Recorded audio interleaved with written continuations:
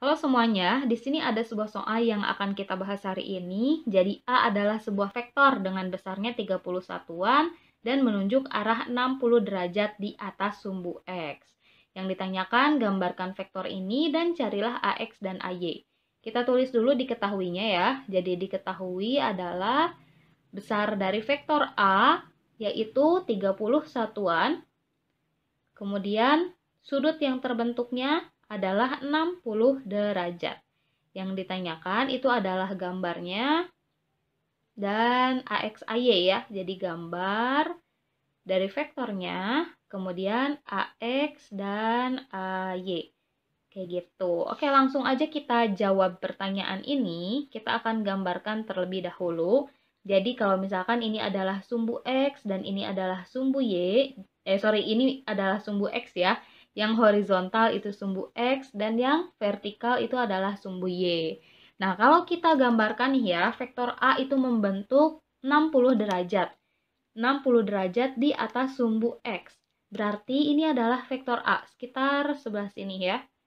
Karena kan kalau X dan Y ini tegak lurus berarti 90 derajat. Sehingga vektor A itu kurang lebih di sebelah sini sama dengan 30 satuan. Dan sudut yang terbentuk di sini adalah 60 derajat. Kayak gitu. Oke, ini gambarnya seperti ini ya untuk gambarnya. Langkah yang kedua, kita akan cari AX. Jadi AX itu kalau kita proyeksikan ya, si vektor A ini, maka di sini nih, ini adalah AX. Nah, ini adalah AX, kemudian kalau diproyeksikan ke dalam arah sumbu Y-nya, maka ini adalah AY. Nah, untuk mencari AX dan AY nih teman-teman, kita bisa gunakan fungsi kosinus dan fungsi sinus. Pertama kita cari dulu berapa besar AX ya. Nah, kita tahu nih sebenarnya nih dari fungsi kosinus dan sinus, kalau kosinus dari sudut gitu ya, kosinus dari suatu theta atau sudut itu akan sama dengan panjang samping dibagi dengan panjang miring. Kayak gini kan, kosinus dari suatu sudut. Nah, ini sudutnya adalah 60 derajat. Kita tulis dulu deh di sini cos theta sama dengan samping dari sudutnya, ini kan samping sudut ya. Bagian AX ini adalah samping, kita tulis aja ya. Bagian AX ini adalah samping sudut. Kemudian depan sudutnya itu adalah yang ini ya. Nah, ini adalah depan sudut. Nah, ini adalah depan. Ini sudutnya, berarti depan sudutnya itu yang ini sudut, ini sampingnya. Kemudian yang garis miringnya itu yang ini, yang A-nya.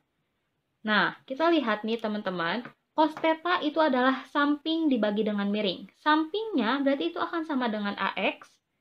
Kemudian miringnya itu akan sama dengan A. Ya, kayak gitu. Sekarang kita masukkan nilai-nilainya.